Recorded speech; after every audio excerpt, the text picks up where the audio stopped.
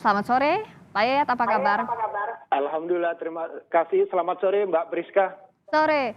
Nah, Ya. ini kan kalau bicara soal wacana atau apakah betul Jakarta akan tenggelam, mulai ramai lagi setelah Presiden Amerika Serikat Joe Biden menyampaikan ini di muka publik. Tapi sebenarnya dalam kajian ilmiahnya, apakah memang sudah lama dibahas risiko Jakarta akan tenggelam ini, Kang Yayat?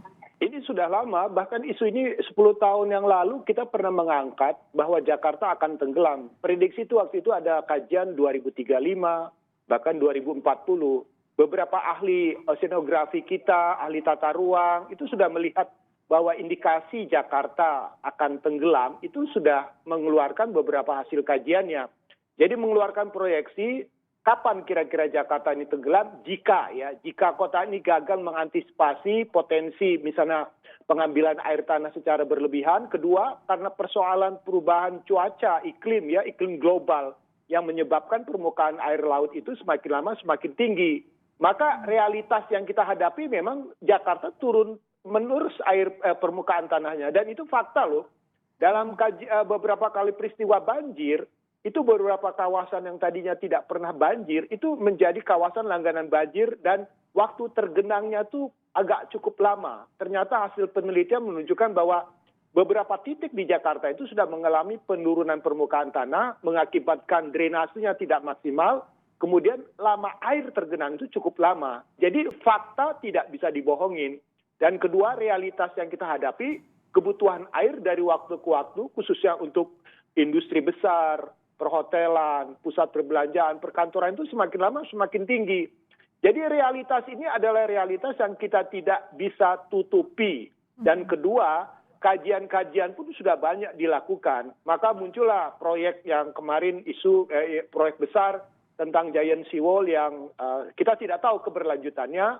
Kemudian juga upaya membuat tanggul di pesisir pantai utara Jakarta yang sudah dikerjakan oleh Kementerian PUPR dan Pemprov DKI. Memang belum tuntas, tetapi membaca tanda dan fakta yang di lapangan, kita tidak bisa menutup mata bahwa kenyataan Jakarta itu akan tenggelam dalam konteks tenggelamnya tidak langsung tenggelam, tapi dia perlahan realitasnya akan mulai masuk ke dalam wilayah-wilayah yang sebetulnya selama ini di beberapa wilayah titik pesisir itu sudah mulai tergenang oleh permukaan air lautnya. Jadi yang paling penurunan muka tanah ini yang harus diwaspadai begitu ya, Kang Yayat ya? Betul, itu menjadi masalah terbesar di kita karena sekali lagi penduduknya terus bertambah. Sekarang udah habis hampir 11,5 juta penduduk Jakarta. Sementara kebutuhan airnya semakin meningkat. Yang paling cukup berat adalah kebutuhan pada kegiatan industri besar,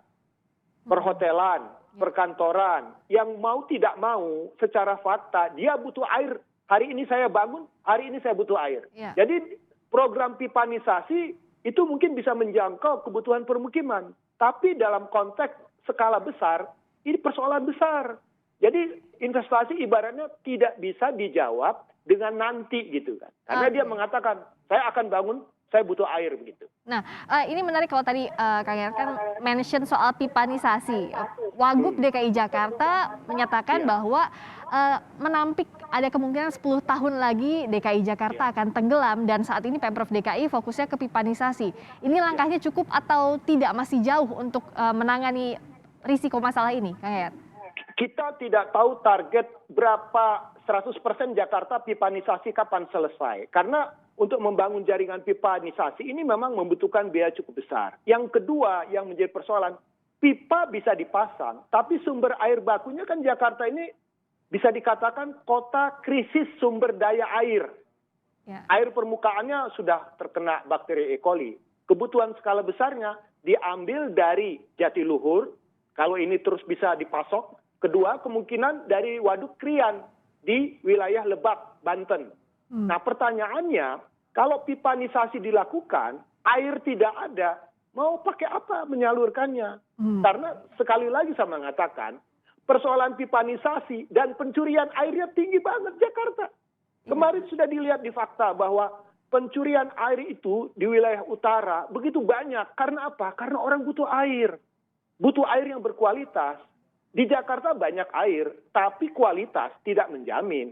Jadi harus dijawab pipanisasi dengan realitas bagaimana menyediakan air bakunya harus dibuka itu. Jadi pentahapannya bagaimana skenarionya? Misalnya wilayah Jakarta Utara, kapan target pipanisasi bisa 100%? Misalnya tahun 2025.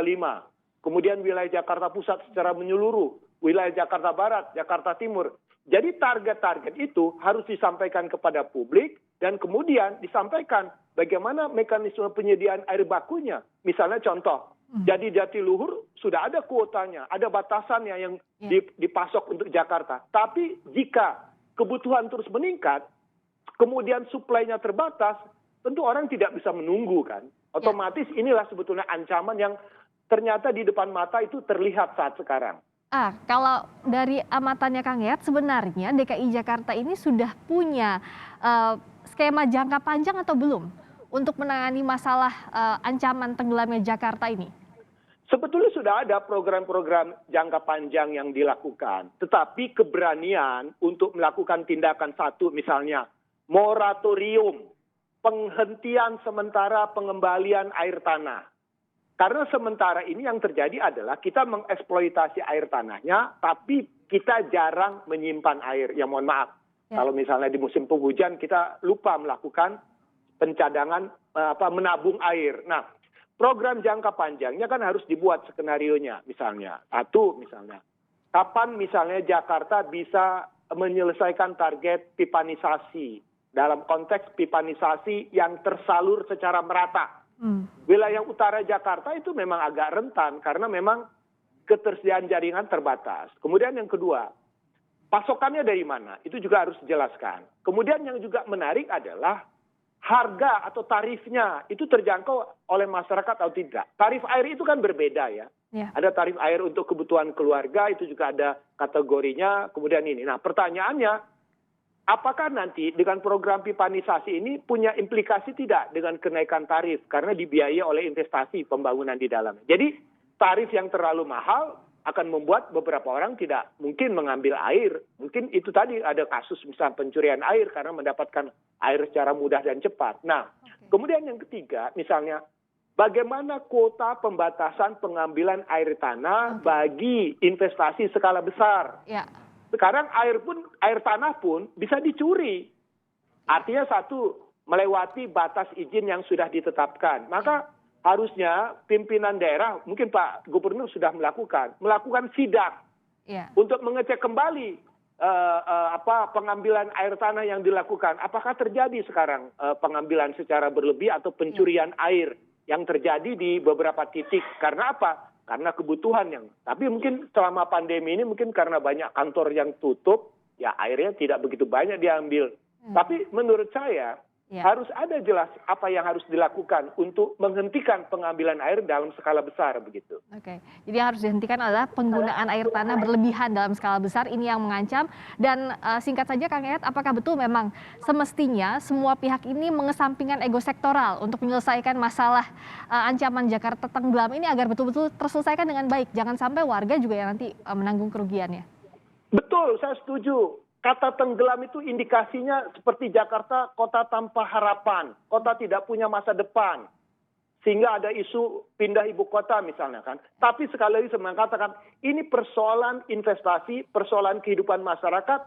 Dan satu, jangan sampai Jakarta itu menjadi model terburuk karena gagal mengelola lingkungannya, kemudian gagal mengantisipasi. Jadi ego sektoral itu harus dikurangi, kemudian kita tindak lanjuti program atau rencana yang sudah dibuat.